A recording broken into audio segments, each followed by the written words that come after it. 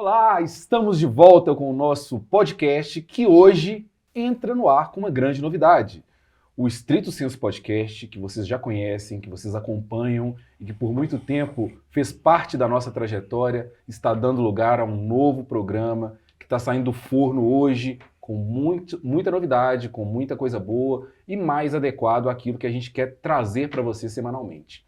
O nosso programa Stricto Sensu Podcast agora é Indúbio Procast, um programa que não vai mais se limitar a assunto algum, porque se tiver dúvida pode trazer que a gente fala. O Indúbio Procast vai se arvorar aí sobre qualquer assunto possível que possa despertar o seu interesse e a gente vai dialogar com vocês, nossa audiência querida, sobre os assuntos que iremos trabalhar aqui nesse programa e estaremos aqui sempre juntos com meu parceiro de todas as tardes de quartas-feiras, Rafael Maia.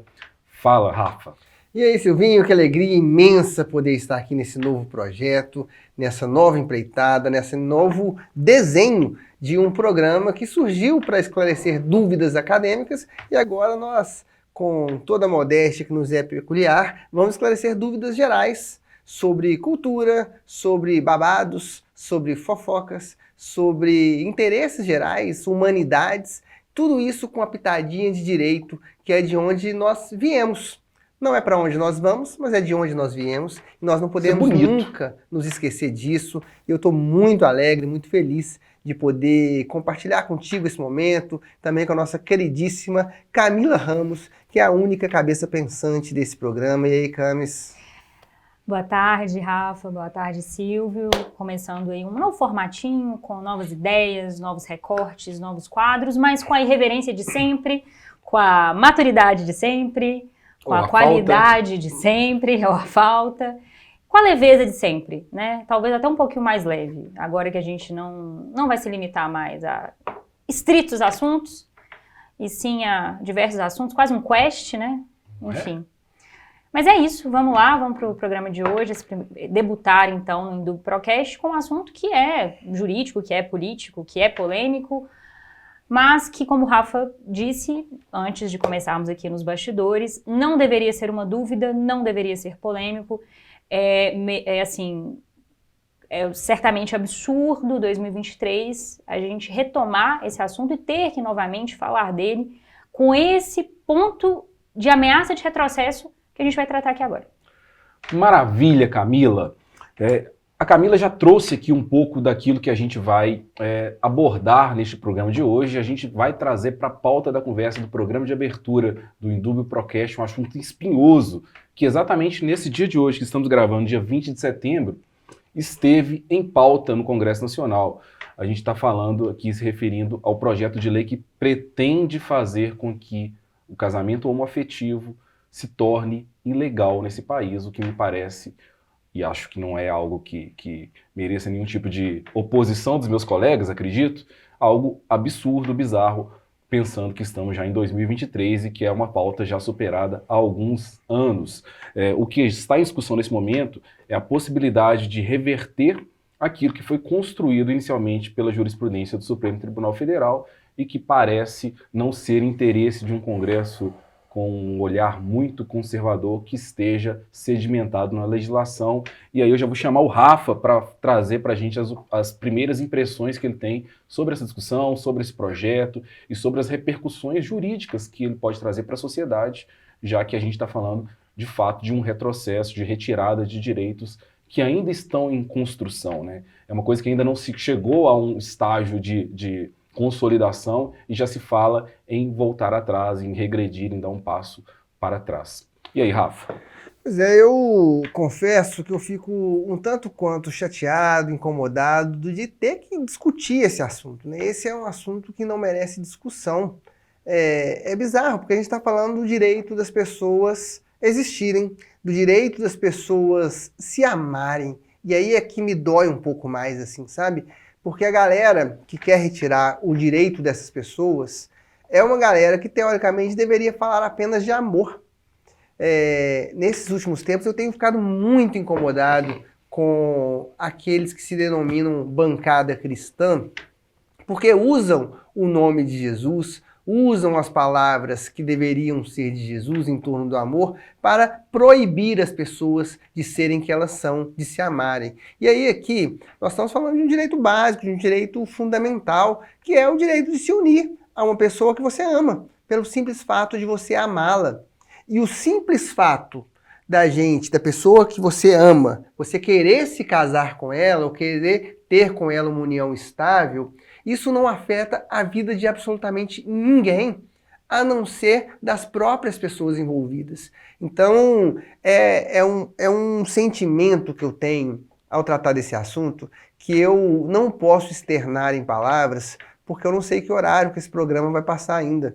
Porque palavras que me vêm à mente quando eu penso que existe alguém que quer impedir pessoas de se casarem, pessoas maiores de idade, pessoas que não oferecem risco a ninguém, isso faz com que eu queira dizer algumas palavras impublicáveis aqui, sabe? Principalmente porque é algo que a gente vem construindo ao longo dos tempos. Pessoas morrem até hoje no Brasil pelo simples fato de se amarem. E quando a gente tem um processo de legitimação desse amor, que é um processo que no Brasil vem ganhando respaldo jurídico desde a década de 2010, né, desde 2011 mais especificamente, a gente vem, por meio da comunicação, por meio da garantia de direitos, diminuindo o risco das pessoas morrerem pelo simples fato de se amarem. Mas, quando a gente encontra um movimento reacionário nesse sentido, nós estamos, enquanto sociedade, admitindo que existe espaço para que as pessoas sejam assassinadas, sejam agredidas na rua, pelo simples fato de serem quem elas são. É muito mais do que proibir que elas se casem. É legitimar as agressões que elas sofrem diariamente por ser quem elas são.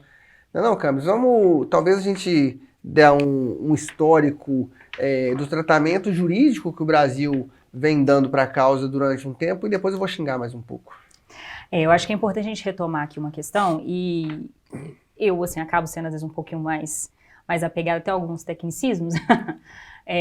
Os meninos aqui são românticos incuráveis, então eles não poderiam deixar de abordar essa faceta que é muito justa também. Mas eu acho que a primeira coisa que a gente tem que entender é realmente o histórico dessa questão, né? Assim, de fato, a união entre pessoas do mesmo sexo, a união homoafetiva, ela tem um histórico que ela é construída doutrinariamente e jurisprudencialmente. Inicialmente, o que nós tivemos como primeiras decisões judiciais foi o reconhecimento do que a gente chamava de sociedade de fato. Foi a solução que os advogados e os juristas do direito de família encontraram para colocar dentro da margem de proteção do direito as situações constituídas de casais, de famílias compostas por pessoas do mesmo sexo. Então o que isso levava? Justamente a reconhecer a essa pessoa direitos de cidadania, direitos básicos, direitos ao patrimônio, direito de benefícios, proteções previdenciárias, coisas realmente muito basilares. E aí foi sendo construído. As primeiras decisões nós tivemos com algumas decisões mais vanguardistas, principalmente do Tribunal do Rio Grande do Sul. Nós também contamos com a professora Maria Berenice Dias, que escreveu muito sobre isso, o Instituto Direito de Família também, que escreveu muito sobre isso, e isso foi avançando. O que nós tivemos em 2011 no Supremo? 2011 e 2012, nós tivemos o reconhecimento da licitude do reconhecimento da união estável entre pessoas do mesmo sexo, né? Há um artigo no Código Civil que ele é reprisado na Constituição Federal, na verdade, né? Era um artigo do Código Civil de 1916, que ele foi transportado e modificado para o Código de 2002, e ele também se encontra na Constituição Federal de 1988, que é reconhecendo a configuração de uma união estável como uma entidade familiar. O que é união estável? É justamente entre aspas, um casamento informal, um casamento que não conta com a certificação cartolar notarial. E aí foi reconhecido que uniões entre pessoas do mesmo sexo poderiam configurar união estável e, portanto, também se configurariam comunidade familiar, o que garante a essas pessoas toda a gama de direitos e proteções possíveis. Passando isso, nós tivemos uma reação de alguns cartórios no Brasil que se negavam a celebrar as escrituras de união estável, bem como o casamento. Por quê? Porque pela nossa legislação, o que se tem é que a união estável será convertida em casamento. E aí os cartórios começaram a se negar. Quando foi aproximadamente em 2013, o CNJ, o Conselho Nacional de Justiça, que ele coordena todo o serviço extrajudicial, notarial, determinou que os cartórios fizessem sim, não se negassem a fazer os casamentos entre pessoas do mesmo sexo. Corta para depois de 2017, quando o STF bateu o martelo que equipara-se a casamento à união civil, à união estável, união civil, entre pessoas do mesmo sexo. Esse é o histórico da questão. E o que a gente está tendo aqui, mais de 10 anos depois, né, dessa primeira decisão do Supremo Tribunal Federal? Talvez o que a gente chama de efeito backlash, que é quando parte da sociedade reacionária não recebe esse avanço, esse reconhecimento desse direito fundamental e resolve reagir por meio de uma legislação, ou uma tentativa de uma legislação que contrarie isso. Então, esse projeto de lei que foi resgatado e deturpado convenientemente pelo um deputado da Câmara Federal, ele quer incluir no Código Civil justamente uma proibição ao reconhecimento dessa união estável e também do casamento entre pessoas do mesmo sexo. Então, é tornar ilícito. E aí, para mim, o que é mais gravoso aqui uma das coisas mais gravosas é o reconhecimento formal da constituição de cidadãos de segunda categoria. Negar direitos, negar cidadania entre as pessoas e colocá-las à margem da sociedade. Mais do que já vivem à margem, é realmente colocá-las e sentenciá-las a essa marginalidade. Maravilha, Camila. Eu acho que uma coisa que a gente não pode deixar de colocar em pauta aqui é o aspecto constitucional dessa discussão. A gente está falando de um assunto que envolve de forma muito sensível direitos fundamentais. Uhum. Aqueles que tentam justificar essa alteração, que tentam fazer a apologia àquela ideia bem ultrapassada de que casamento seria uma instituição para ser protegida de forma quase que sagrada entre um homem e uma mulher, trazendo vários aspectos de matriz religiosa, inclusive, né?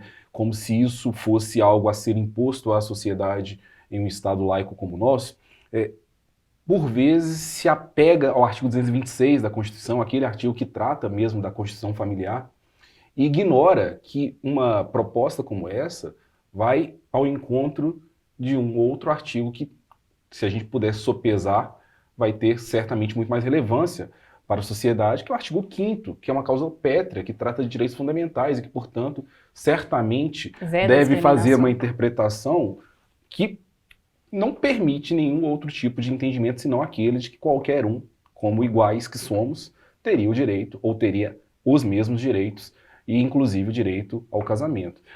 Eu acho que esse é o ponto que resolve a questão e que impediria, inclusive, essa discussão de estar acontecendo.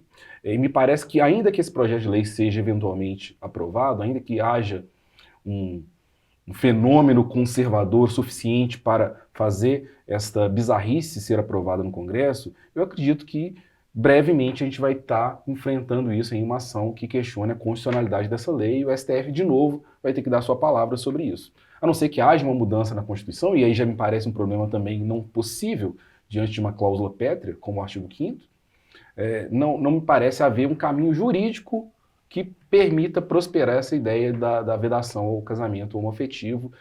Acho que é um projeto que já nasceu morto, é muito mais uma forma de levantar bandeiras, de criar palco para políticos de perfil extremamente conservadores, né, da extrema-direita, e reforçar estereótipos preconceituosos, de agredir o outro, de negar o outro o direito a ser o que é, de tentar inviabilizar e invisibilizar a outra pessoa. Me parece só mesmo uma forma de tirar o esgoto que cada um traz dentro de si para fora, com um espetáculo que a gente viu de forma muito triste no Congresso, com boas exceções que ali se levantaram, com vozes que a gente merece também destacar aqui, como do pastor Henrique Vieira, como da deputada Érica Hilton, que são pessoas que têm tomado a linha de frente no combate a esta pauta conservadora de retrocesso e que também dão contribuições ao debate quando trazem luzes também a essa treva que esses deputados com perfil... eu não gosto nem de chamar de direita, porque a direita não é isso. A gente tem deturpado o que é a direita no Brasil. A direita isso não é uma pauta da direita, isso é uma pauta reacionária de pessoas que não conseguem perceber o papel do parlamento e trazem as suas convicções pessoais, religiosas, ideológicas para um local onde deveria estar se discutindo os problemas da sociedade. E esse não é, de fato, um problema da sociedade. O que me causa espécie é que é claramente um instrumento, e talvez vou ser bem redundante aqui, um instrumento para a instrumentalização de pessoas.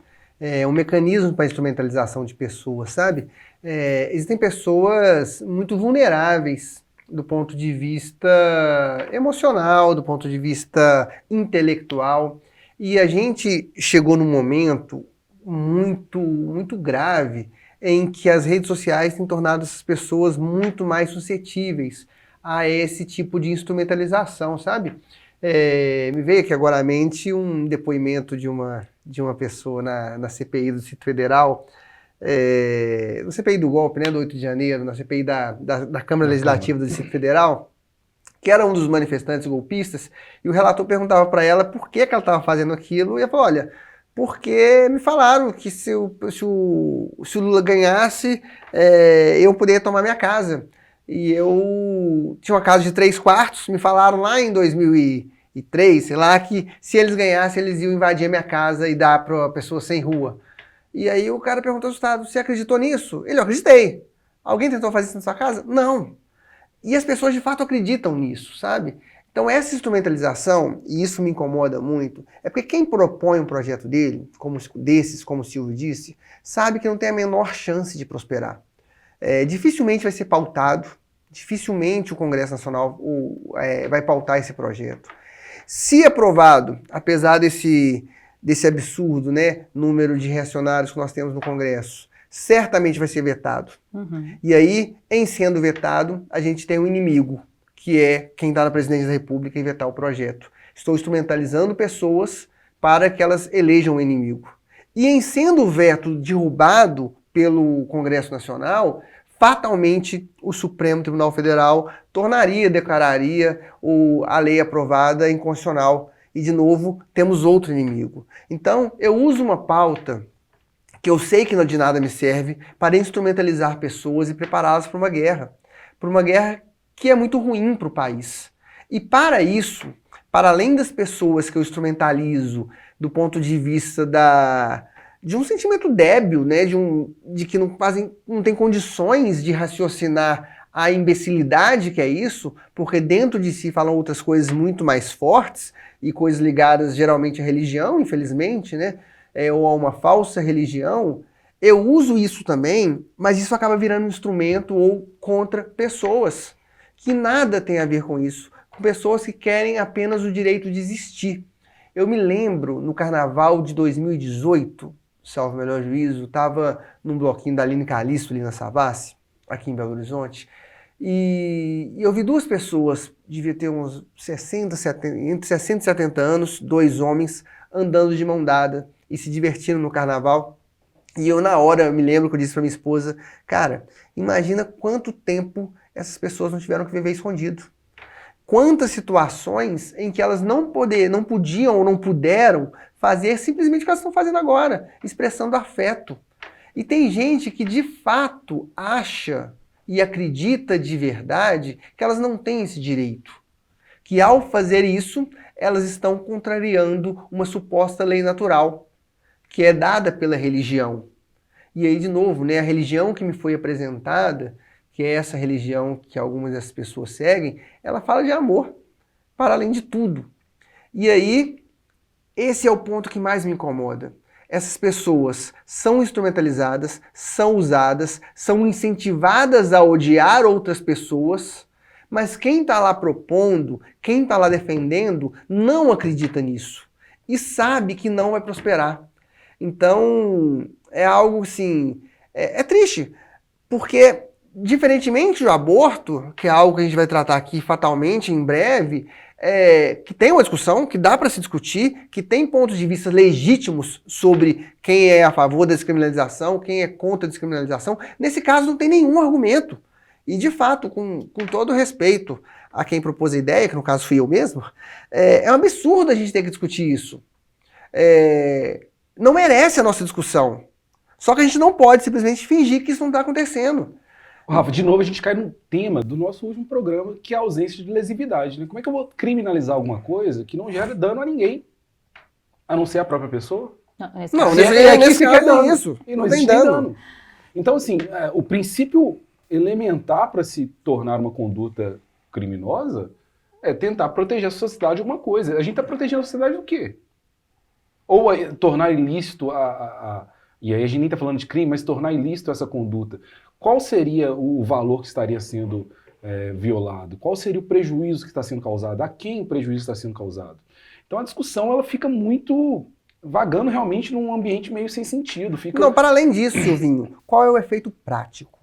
Qual é o efeito prático que a gente vai ter se, por uma catástrofe do universo, essa lei passar? A questão é que as pessoas continuarão juntas. Exato. Elas continuarão Elas continuarão vivendo.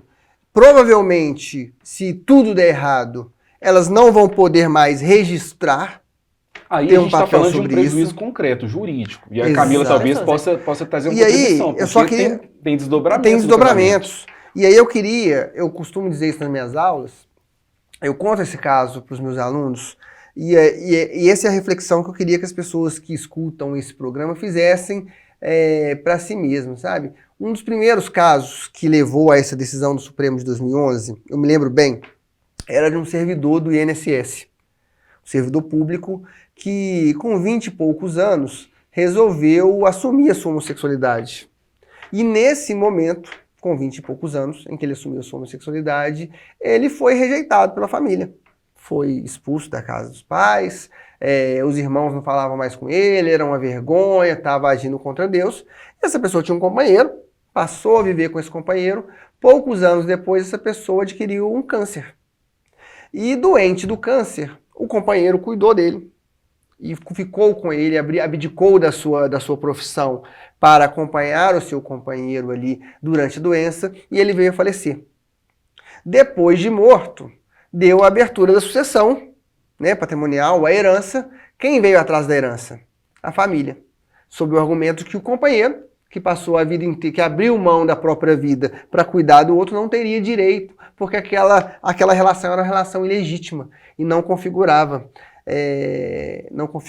assim, o elo capaz de fazer a sucessão dos bens, né, de transmitir a herança para o companheiro. E aí, pensando no princípio da igualdade e da dignidade da pessoa humana, faz algum sentido para alguém a pessoa que viveu ao lado da outra, por escolha da outra, e que foi a pessoa que conseguiu, ou que deu dignidade a ela no momento da morte, não ter direito a uma herança, a uma sucessão, a uma pensão, no caso, a ter acesso ao mesmo clube que a pessoa? No meu ponto de vista, não faz nenhum sentido. Não faz nenhum sentido jurídico, não faz nenhum sentido religioso, não faz nenhum sentido humanitário. Então, é esse tipo de retrocesso que as pessoas defendem. Fora os casos que envolvem ainda a adoção de crianças, que envolvem ainda a inclusão de outras pessoas. Então, eu acho muito triste e lamentável a gente ter que trazer esse assunto para o esclarecimento, que na minha cabeça não existe nenhum cenário possível em que esse assunto não seria um assunto pacificado. Para deixar claro que as pessoas podem se amar, é claro que elas podem casar, que elas podem com quem elas bem entenderem. E eu diria mais, aí eu estou extrapolando um pouco. Se quiser casar com 10, casa com 10 ao mesmo tempo. Eu sou a favor do poliamor também. Já tem consideramos justa toda forma de amor. A gente não pode ver uma polêmica, a gente pula, né? O Rafa só vai escalando, assim. Ana Carmen, alô, ponto. Mas eu acho que é muito, muito importante, né, realmente colocar isso, né? O desdobramento de uma aprovação dessa, ela legitima a marginalidade dessas pessoas e de todos os direitos envolvidos. E discrimina, igual o Silvio falou, a gente tem um artigo da Constituição, uma cláusula pétrea, o artigo 5º, que veda a discriminação por qualquer motivo que seja, inclusive de gênero. Então, assim, e tira a autonomia, e também a gente tem isso como cláusula pétrea, que é a autodeterminação da pessoa de como escolher, como eleger a sua própria felicidade, a sua própria conformação familiar, a sua própria vida. E a gente também tem que superar, e eu acho que é o ponto do Rafael aqui, talvez, sobre formas de organização familiar e formas de organização afetiva, superar que o Estado tem que interferir tanto, e aí o Estado, assim, questão legal mesmo, tanto na sua conformação familiar, na sua forma de organização afetiva, familiar, E aí eu até lembro uma decisão não tão antiga do STF, uma decisão recente, em que até então estava se reconhecendo direitos, a possibilidade de divisão de pensão entre o cônjuge e um companheiro. Então, são relações contemporâneas que elas aconteceram concomitantemente. Às vezes sem o conhecimento das partes envolvidas, né? Só uma pessoa sabia, enfim. Mas o STF, até então, a jurisprudência, ela vinha reconhecendo a possibilidade da divisão desses benefícios previdenciários, por exemplo. E uma decisão recente do STF, se eu não me engano, tem 1 ou 2 anos essa decisão, ele falou que não, que o Código Civil, e inclusive o Código Penal, também prevê a monogamia. Então, legitimar a divisão de benefícios previdenciários, nesse caso, seria legitimar a bigamia ou outras formas. Então, a gente também tem que avançar nessa discussão de cabe ao Estado, de forma tão contundente, determinar como você vai se organizar na sua vida privada dessa maneira, como você vai se organizar afetivamente, familiarmente. Eu acho que a gente tem que, claro, resguardar as pessoas envolvidas. A gente tem o Estado tem que resguardar direitos. Interesses de incapazes, etc. Mesmo a gente poderia até discutir aí, se fosse o caso, mas dentro de casos concretos, eventuais prejuízos pela mentira, pela enganação, mas acho que isso aí seria também se as pessoas fraudes, né? Se vissem prejudicadas nesse cenário. Mas bater martelos sobre como você se organiza, o seu afeto, a sua família, e negando direitos, eu acho isso complicadíssimo, né? Acho que a gente...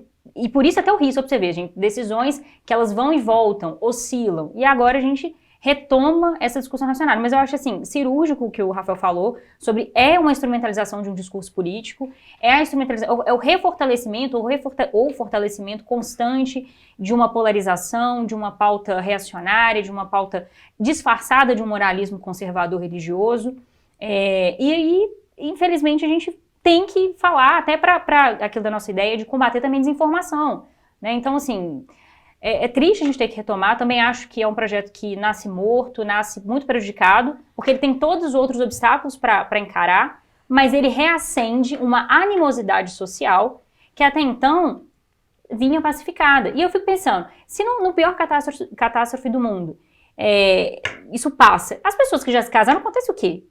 Anula? Quer dizer, é uma coisa absurda. Juristas perfeitos.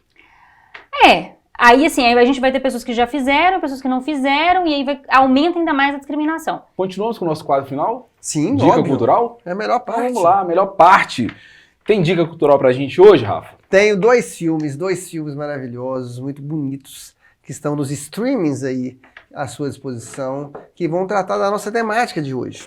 O primeiro filme é um filme chamado Elisa e Marcela, do ano de 2020, que conta a história do primeiro casal homoafetivo que conseguiu se casar na igreja na Espanha. Então esse filme vai contar um pouco a história do casal, as lutas que esse casal teve por reconhecimento, por respeito, até chegar no momento de ter a sua união oficializada dentro da própria igreja na Espanha, um país extremamente conservador, de tradição católica forte, né? Onde se fundamentou aquilo que o ministro André Mendonça chama do direito da conquista, a terra do José Maria Escrivá, da Opus Dei. Então é um livro bonito, um filme bonito de se ver, conta uma história de amor. E outro filme também é o filme chamado Milk, A Voz da Igualdade. Esse conta a história de um político norte-americano, homossexual, que passou a ser um ativista, né, depois que ele resolveu se assumir enquanto homossexual, passou a defender as bandeiras dos homossexuais e ser um militante até se transformar em político. É um belo filme, está na HBO Max, para quem quiser assistir. São essas as dicas culturais do Rafael Maia. Isso, muito bem. Camila, você tem dica pra gente? Cara, eu tenho, e eu fiquei até inspirada com essa fala do Rafael sobre, principalmente as pessoas que estão constituindo família, tendo filhos, já tiveram, os filhos estão crescendo. Eu ia indicar uma série específica, mas aí eu resolvi falar o seguinte: vão aos streams e assistam qualquer série atual adolescente, qualquer. Vocês verão a forma como a questão da afetividade ela é tratada com uma leveza. Qualquer série. Não estou falando aqui de uma série específica, igual, por exemplo, a gente tem a Heartstopper. Maravilhosa, uma leveza incrível. Mas se você for para a série do lado... Elite, Sex Education, O Verão que Mudou Minha Vida. Você vai ver jovens adultos, adolescentes, que reconhecem a naturalidade da afetividade e vivem os mesmos dramas que nós também vimos, assistimos ao longo de todas as décadas com casais heterossexuais, heteroafetivos. Então, convido vocês a olhar com esse olhar de leveza, com esse olhar de naturalidade, já que estão tentando reacender uma animosidade, um debate que já parecia superado. Vamos então olhar para a forma que isso é tratado sem ser estigmatizado, sem ser sem ser uma caricatura, sem ser uma coisa também muito dolorida, muito sofrida. Olha com a leveza como é a coisa e você vai ver, essa pessoa merece ser um cidadão de segunda categoria? Só convido, assistam qualquer série adolescente hoje em dia. Muito boas, inclusive. Cara, desculpa, Silvinho. Esse é um ponto espetacular que a Camila trouxe. As pessoas vivem de forma normal, como nós vivemos de forma normal, né? É isso, faz parte da vida delas, porque faz parte da essência delas. Então, ao contrário do que falaram para você, não é uma vida de... Então, me fugiu a palavra aqui. Promiscuidade. De promiscuidade. É uma vida Perversão. normal, uma vida natural. Esse Heartstopper, eu vi alguns episódios com a minha esposa e, cara, eram adolescentes na escola descobrindo a própria sexualidade, os próprios medos, as próprias dores, os próprios sensos de conquista. E é bonito como qualquer outro sentimento que envolve amor. É isso. Nossa, que dica fantástica, Camila.